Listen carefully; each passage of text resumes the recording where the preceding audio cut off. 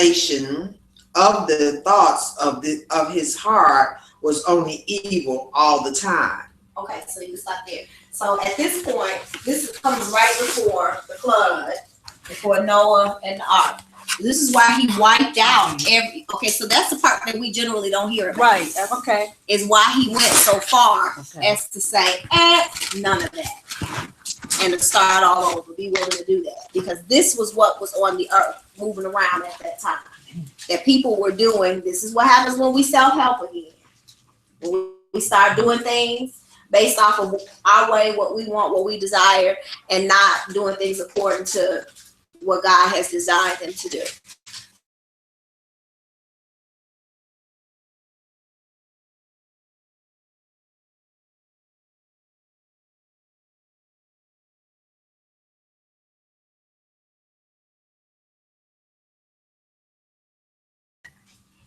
Producing these children, creating this tribe of people, which was the Nephilim. Which were the Nephilim. Okay. Because I've read this quite a few times. Where am I missing something? Okay, so I had it confused with somebody. I thought about when she said what she said, it reminded me of giants, but before then I was thinking about people in Asia that live on the mountains. So I had a difference. Now they were called mountainous people. Okay. They did live among the mountains, but those were different tribes. Okay, so you got the Nephilim. The Rephaim were a tribe, a group that came out of the Nephilim. Those are the ones that live on the mountain. They all were. They weren't living on the mountain. Okay. So that's where the Rephaim came in. So if you look again at King Sihon was such a big deal because he was from this Rephaim people. He was huge. Okay. So he was like a Goliath. Because remember, right. Okay. So what happened is when they start scattering, the different Nephilim tribes started scattering, different wicked cultures accepted them and adopted them into their cultures. And so it said that Goliath was obviously a giant, but he was a Nephilim, one of the Nephilim that the Philistines accepted into their community because he would be of great benefit to them.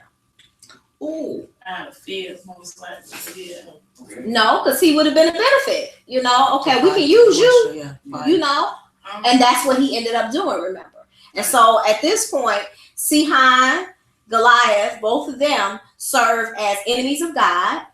Not just because they were on the wrong side or with the wrong group of people, but they came from a wicked people. They came from this ungodly union between the daughters of the sons of men and the daughters of which is why God said to the Jews that they will keep themselves separate. Don't be bringing nobody in your to engage different types of people that will be of strength to them, that look good to them. And he was saying, I don't want you all to do that. I want you all to keep your community pure because I am your strength. Stop taking things into yourself and intermarrying and helping yourself based off of what you see and what you think you can produce with these by intermarrying and mingling with these people. Trust me to fight your battle. Trust me to keep you in a position of strength and prosperity. Whereas the other tribes, Moabites, all of these other ites and Perizzites, Moabites, Hittites, Jebusites, Perizzites, the Nephilims, all of these other different groups of people, the consistent thing was they were doing things the way they thought it should be done. They were not only marrying who they wanted to and doing things how they wanted to, again, procreating with angels or demons, really, procreating with demons, but then they were also doing things like, okay, well, we want favor with our crops, so we're going to find a way to produce favor with our crops in the area of our agriculture. So we're going to find a God that we think can help us do what we need done. It was all of this manipulating to get what they wanted, and he was saying, I am going to give you everything you need if you just keep right with me. And so that was the reason why he handed the King Sihon over to them to basically demonstrate to them, I don't care what it looks like. I don't care how big these people are, how great they are said to be. And remember, they crushed the Moabites. They didn't just, they had actually taken everything that the Moabites had going on. They took their land, they killed all their people. They just ran roughshod over them. And it's like, okay, we're a small group of people. We come from 12 sons. And we got, we multiplied greatly from these 12 sons. But compared to them, not only are we fewer in number, but we're not even close to being as big as they are. And he made it clear to them, forget what you see. Because it's not based off of what you see. It's based off of who I am and who I have mobilized you to be in the authority and the power that I'm advancing, that I go before you. So that's the importance of understanding that portion. Yes, it is. Knowing he was one of those Goliath people. King's Highway was part of the homework. Yes. And I thought that was a trade route. Right. Understanding what the King's Highway is. Because again, we say things and we hear things and we say things and sing stuff. Going up the King's Highway. And we'll have a clue what any of that means. And so it is biblical. So where is the King's Highway?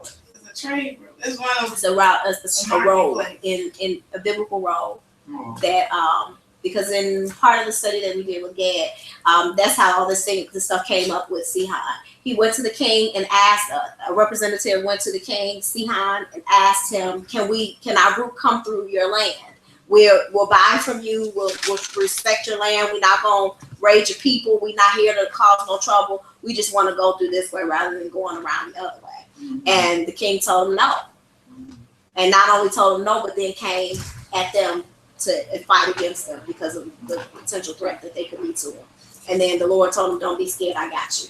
And they wiped the 12 tribes of Israel ended up wiping out this whole great people and killed the king as well. So that was part 2 homework. Third part, we got the Nephilim, Rephaim. We understand what that is. Then the other part was understanding tell me what the significance of the King's Highway is, or tell me what it is. You said it's a direct route. It was a trade route. And then the third part, because y'all had like 5 things to do. The third part.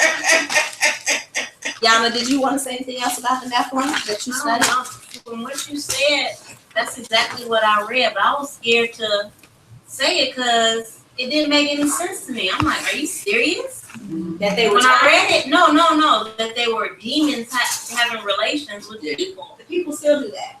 I've read that What? so many People times. still I think I just heard that recently somewhere. People still have those experiences, and people don't necessarily believe them. But if every now and then somebody will be honest enough to say that they feel like, when I go to sleep, I feel like something is having sex with me in my sleep.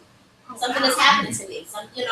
And those are spirits called incubus that will invade in the night and basically have their way with you. But you have to be in the room with that. Some doors have to be open for that to happen. But it still happens. It still happens. And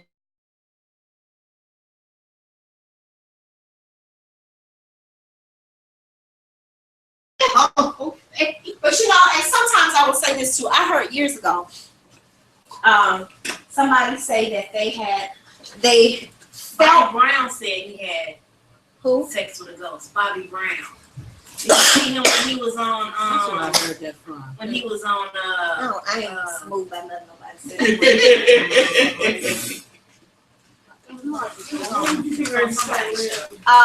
I heard somebody say years ago that it was on a radio show. It was a young woman said that she always felt like she had been molested, but she couldn't really remember being molested. She said it would be like these dreams. I would have these dreams of being molested and, fondled and all that kind of stuff.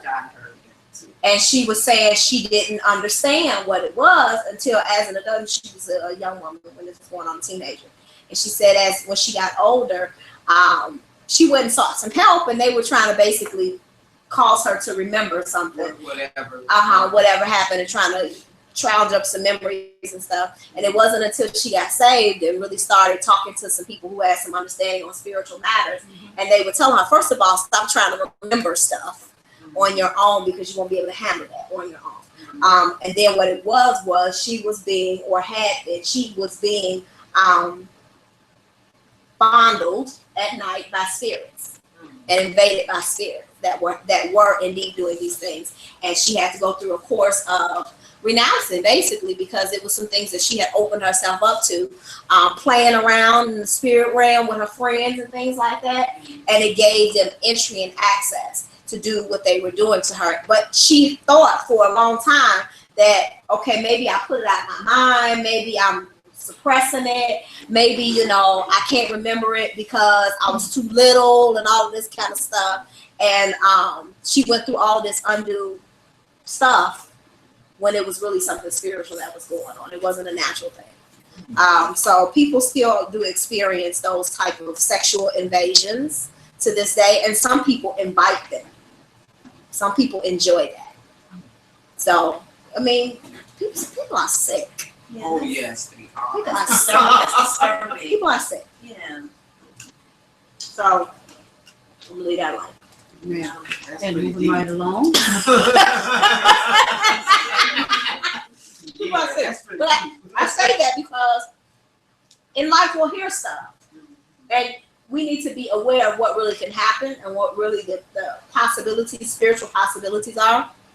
Because although we live in the natural realm, we understand that we are spirit. We have the investment of the spirit. And so when we're asleep, our spirit is not asleep. And so we have to make sure that we ourselves are covered. And I don't mean be scared, because we wrestle not against flesh and blood.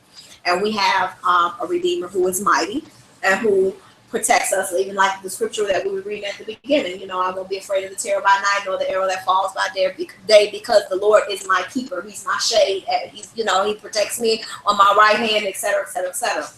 So we have that as our comfort, to know that no evil shall come nigh our dwelling. This is our dwelling. You know what I'm saying? And so we have no need to fear, because the one scripture that I enjoy reminding myself of anytime, well, not really an issue for me, but sometimes people try to put their fears off on you. And they'll, you know, why ain't you scared living by yourself in that house by yourself, out there all by yourself? Yeah. And I tell people all the time, first and foremost, why be afraid of something or somebody that can't touch my life? My life is in the Lord's hands. And he said he gives his angels charge over me to keep me in all my ways. 1,000 may fall at my right hand and 10,000 at my left, but none shall come nigh my dwelling place. You can't do nothing to me unless the Lord gives me over to you. And the Lord is not going to give me over to my enemies. So I don't have to worry about that. And I don't care what happens, it can't touch my life. Things may happen, but your life is in the hands of the Lord.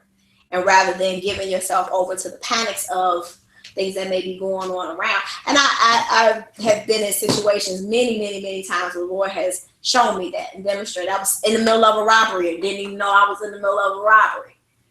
Is that the time you went to Walgreens? Girl! I'm just looking, and I hear all this stuff going on, literally, as far as that is for me. But my back was to it, and I hear this man hollering and going off and cussing and all of that.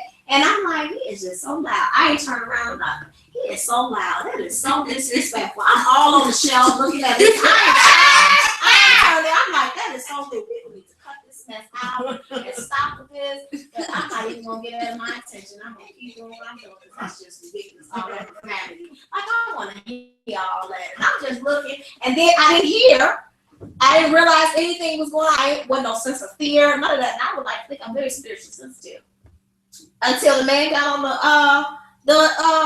and said, "We just been robbed. Somebody call 911." I turned around, I was like,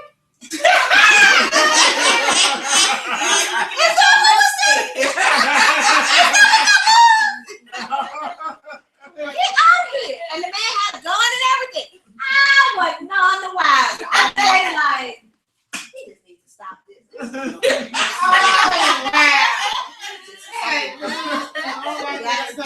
I think there's a steady shame. I told you I was in that robbery. I was in T-Mobile out there in Sherville, Indiana. I just had walked in the door, and the lady was showing me how to set up my hotspot on my notebook. And I'm looking at this guy with this gun, you know, but I'm like, I ain't hearing him. And then he said, I sent everybody in the back. That's when I realized that it was a robbery going on. You know, so I went to run into the back with everybody else, you know. But everybody got their phone taken, everything except my cell phone. I left it up on the counter, and my laptop was still up on the counter. Wow. You know, so the police took my phone, looked through it to see if I had made any phone calls and who and all that stuff, you know. But still, you know, the fear didn't hit me till the next day. That's when the fear really hit me, you know, yeah. And rather than what I think what they didn't take my phone or my everybody else got theirs taken, but mine was still up on the counter. And my laptop was still up on the counter. I think the things that when God allows, because it's allowed, when God allows things like that to happen, we tend to, because we're flesh, we tend to see the negative in it and to extend ourselves to the fear of it rather than to really stand on the provision that God has said. You know what I mean? Because I was never scared because I ain't got sense enough to be scared. You know, I was just sitting there like, oh, that's what that was all about. Well, when he told us to go in that cage, the first thing I thought about was the Tilly Park and that Brown's Chicken or whatever that was. When he said go in that cage, you know, like, that was please don't let these man shoot, you know. So I just pulled the hood over my head. So I said, whatever he do, I won't see it. But the like you said, the next day when that's people started all sitting really on you, set in. that's what I'm talking about. Instead of, because we're human, that's where we tend to go. Instead of allowing God to show us. I went through years ago this it's a type of counseling called Restoring the Foundation. And that's when this light switch flipped on, and it was like, I don't know, our humanity always pushes us in the direction of fear and trying to hide and conceal and protect ourselves because we feel vulnerable and we don't like that feeling to feel unsafe. Instead of asking the Lord after it's over or as it's happening, excuse me, okay, God, you're allowing this to happen. What is this for? And where are you in this? And so in this counseling, which was so different, it wasn't just you sit there and you pour your guts out about everything that has happened to you. It was, okay, let's tell the truth about, you know, the events that is causing your problem. And after you told the truth about it, we're going to walk through with the Spirit of God to say, okay, God, what was the purpose of this? What did you intend for this to mean that was going to be for my betterment? Because you don't allow me to experience anything that's going to defeat me. You want me to become a victor and not a victim because of this experience. So show me where you are in this. And so after that, as things happen, and I have to confront, okay, my decision is, am I going to use this as something to cloak myself to be scared about, or to try to protect myself in, or what is this that I'm supposed to get out of this to be victorious, to be better, to walk in a place of fearlessness and not be scared about whatever this could be. And generally, he'll show me a picture. And one particular experience, which I don't want to talk about, I did ask the Lord, you know, okay, so God, where were you in that? And it was so funny because he showed me, this is what I saw. He showed me standing there, and he was going like this around me. And I'm like, he was telling me, yeah, you were in that, but I wouldn't let it hurt you. You had to go through it, but it couldn't harm you. And so rather than, why would you be afraid of something that I let you walk through and come out of in safety? The enemy wants you to take that and be like, I ain't gonna put myself in that position no more. I ain't gonna start with all these self-vows and things like that. Instead of recognizing, wow, God, you allowed me to walk into a situation that really could have gone 75 other different ways. And instead of my life being taken, you allowed my life, you're going to allow through this, my life to be enhanced. Because remember, a lot of times when we go through stuff, it's an opportunity for us to gain mastery over what the enemy wants to bring bondage to. And so now you have a level of authority because you've overcome that you wouldn't have had if you didn't go through that. So now you not only have a testimony, we overcome by the blood of the Lamb, by the word of our testimony. And that's how now you can move forward, because not only did you overcome and you went through it, and you went through it victoriously and successfully, and you're not going to allow yourself to be a victim of that, but now you're an overcomer and a conqueror. And you can say, okay, yeah, you tried it, but look, he didn't allow that. And so now I'm going to always tell you all, if you got to go through a battle or go through a war, make sure you get the spoils of war. Don't just come out and be like, whew, okay, I'm still alive, but you ain't getting your stuff and they stuff too. That's the purpose of winning. It's to get the victory and to get the prize at the end of the success. You're not supposed to just say, who wants to let's say, and I hate to use this, but it's the first thing that came to mind. Let's say you win the lottery, and you don't just get excited because you won the lottery and you'll never go cash in your ticket. You want the reward. So don't go through something and not get your reward. And if you walk through some things already in times past and you left the spoils of war back there, call them back to you. Okay, God, you allow me to go through, you allow me to go, I'm just going to call out some stuff. This is not my stuff. You allow me to go through molestation. You allow me to go through child being abused as a child. You allow me to go through divorce. You allow me to go through rejection. You allow me to go through being homeless. You allow me to go through disease and sickness. You allow me to lose my mind and you brought my mind back. You allow me to go through all kinds of stuff. And you brought me through all of that. What's your reward? You should have brought something out with you. So whatever you left as the spoil of war, call it back to you, because it's still yours. It's still yours.